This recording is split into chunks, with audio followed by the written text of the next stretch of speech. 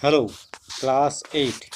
अब आदिवासियों के सामने व्यापार कैसे करते थे उसके बारे में हम पढ़ेंगे। क्या समस्याएं आई इसमें, क्योंकि अंग्रेज आ चुके थे तो उनका भी इस पर व्यापार पर भी असर पड़ा।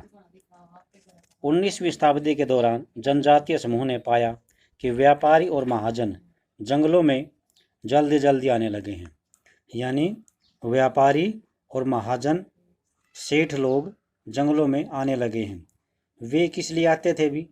वन की जो उपज होती थी उसे खरीदने के लिए, नगद कर्जा देने के लिए और आदिवासियों को मजदूरी पर रखने के लिए आ रहे थे। इन सारे बदलावों से बहुत सारे असर पड़े हैं और आदिवासियों को शुरू में ये बिल्कुल समझ में नहीं आया और आदिवासियों को बाद में पता चला। तब तक टाइम बहुत बदल चुका था। तो हम देखते हैं कैसे क्या स्थिति बदली। सबसे पहले देखते हैं रेशम उत्पादकों को। रेशम उत्पादक 18वीं सदी में भारतीय रेशम की यूरोपीय बाजारों में भारी मांग थी। यानी 18वीं सदी में भारत में जो रेशम होता था उसकी यूरोप के बाजारों में बहुत ज़्यादा मांग थी। भारतीय रेशम की अच्छी गुणवत्ता सबको आकर्षित करती थी। यानी हमारा जो रेशम होता था वो A1 क्वालिटी का होता था।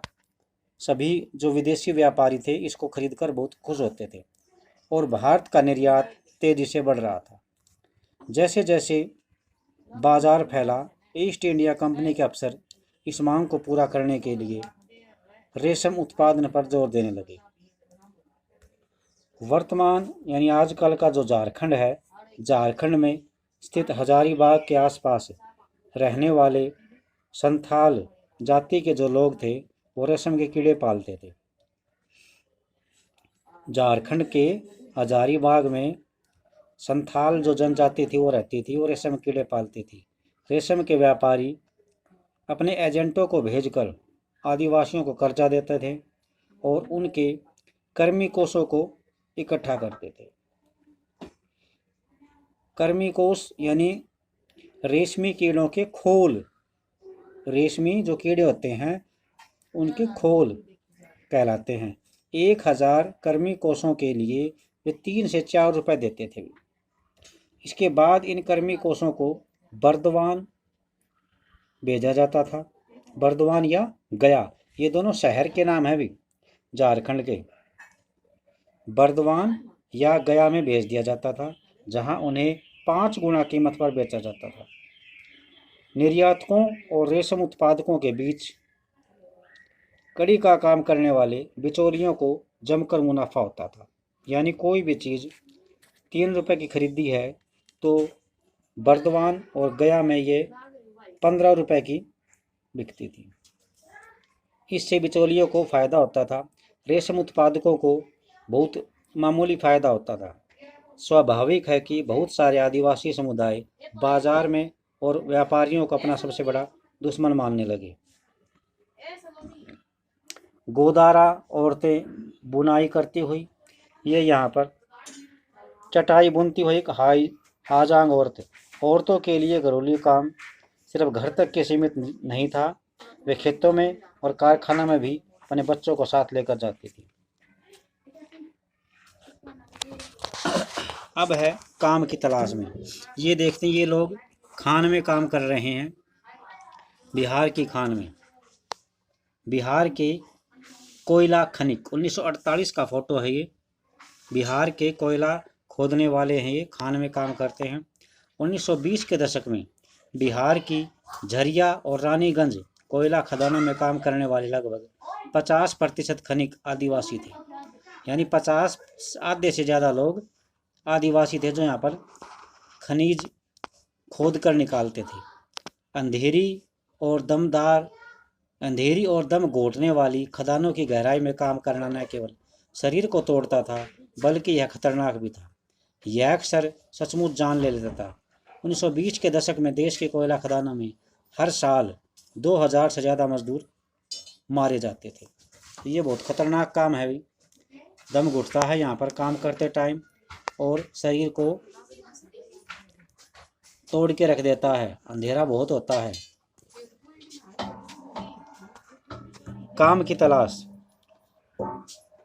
काम की तलाश में घर से दूर जाने वाले आदिवासियों की दशा तो और भी ज़्यादा खराब थी। यानी जो अपना घर छोड़कर काम की तलाश में आदिवासी दूसरे स्थान पर जाते थे, उनकी कंडीशन और भी खराब थी। 19वीं सदी के आखिर से ही चाय बागान फैलने लगे, यानी चाय बागान का विस्तार होने लगा। खनन उद्योग भी एक महत्वपूर्ण उद्योग बन गया था। असम के चाय बागानों और झारखंड की कोयला खदानों में काम करने के लिए आदिवासियों की बड़ी संख्या में भर्ती किया जाता था।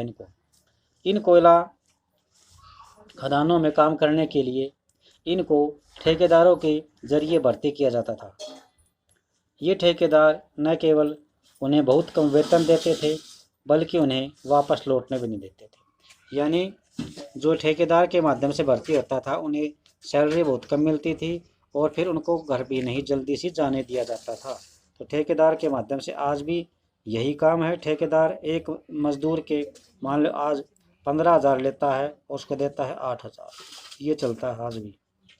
तो ठेकेदार कमाते हैं। दूसरा है भी नेक्स्ट, नज़दीक से देखने पर 19वीं और 20वीं शताब्दी के दौरान देश के विभिन्न भागों में जनजातीय समूह ने बदलते कानून और अपने व्यवहार पर लगी पाबंदियों, नए करों और व्यापारी व महाजनों द्वारा किए जा रहे शोषण के खिलाफ बगावत कर दी। यानी जो देश के अनेक भागों में जनजातीय समूह रहते थे, उन्होंने सरकार के द्वारा कानूनों को बदल दिया। कानून को बदलने पर उनका जो व्यवहार था, यानी आदिवासी लोग जंगलों को अपना घर मानते थे, अपनी संपत्ति मानते थे, लेकिन अंग्रेज़ों ने उन पर प्रतिबंध लगा दिए, नए टैक्स लगा दिए। व्यापारी और महाजनों द्वारा किए जा रहे शोषण के खिलाफ उन्होंने बगावत की। 1831 से लेकर 32 में कोल आदिवासियों ने, ये इम्पोर्टेंट पर्सन है भी, 1831 से 32 में कोल आदिवासियों ने और 1855 में संथालों ने बगावत कर दी थी। मध्य भारत में बस्तर विद्रोह 1910 में हुआ और 1940 में महाराष्ट्र में वर्ली विद्रोह हुआ। बिरसा मुंडा जिसने दल आंदोलन का नेतृत्व कर रहे थे, वह भी इसी तरह का एक विद्रोह था। तो यहाँ पे ये विद्रोह हैं अलग अलग, इन सब को ध्यान में रखना है, पढ़ना अच्छी तरह से। तो ये बाकी बच गया भी, ये हम कल पढ़ेंगे भी। एक ही पेज बच गया हाथ का, उसको हम कल पूरा करते हैं। तो आज के लिए इतना ही। इसमें जो भी छोटे प्रश्न बन रहे हैं उनको अच्छी तरह से लिख लेना भी। थैंक्स।